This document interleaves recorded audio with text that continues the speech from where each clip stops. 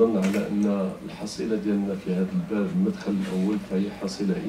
comité directeur, il a deux points à l'ordre du jour. Le premier, évidemment, c'est le bilan, parce qu'on part du bilan de 2017. On essaie d'analyser les données et pour en tirer donc les enseignements pour préparer la campagne 2018.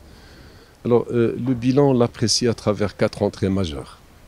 La première, d'abord, comme dans chaque incendie, la priorité des priorités, c'est la préservation des vies humaines et des agglomérations d'une façon générale. Je crois que sur ce point-là, nous avons terminé l'année avec donc un bilan tout à fait positif, surtout lorsqu'on voit ce qui se passe dans un certain nombre de pays où le Portugal, plus de 60 vies humaines donc, qui ont été atteintes par les incendies, les États-Unis, en Californie, c'est pareil.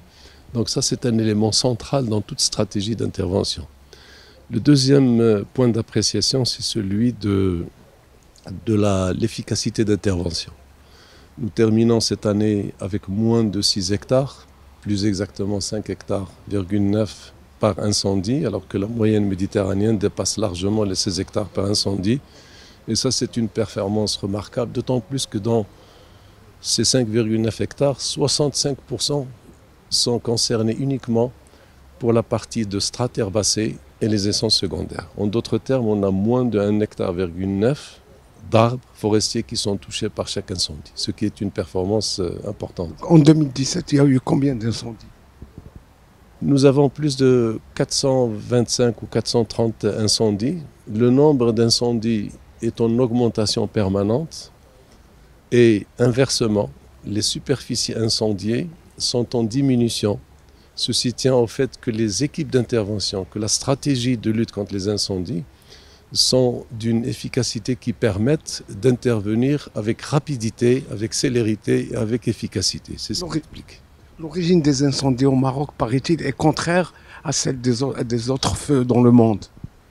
Au Maroc, les incendies sont principalement d'origine humaine. C'est-à-dire les effets naturels tels que la foudre sont très rares au Maroc. Nous enregistrons peut-être un cas ou deux par an.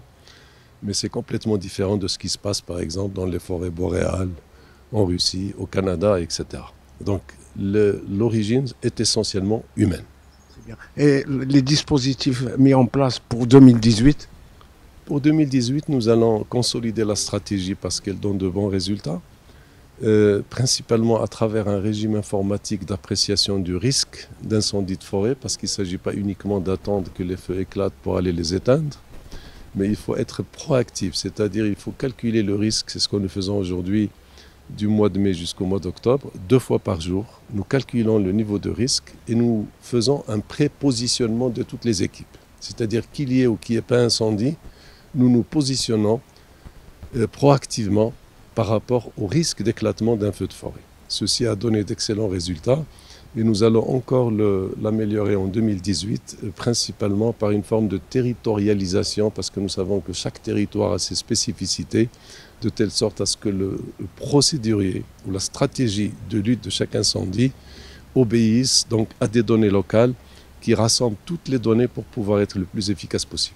Ça, c'est des moyennes en fait dans les...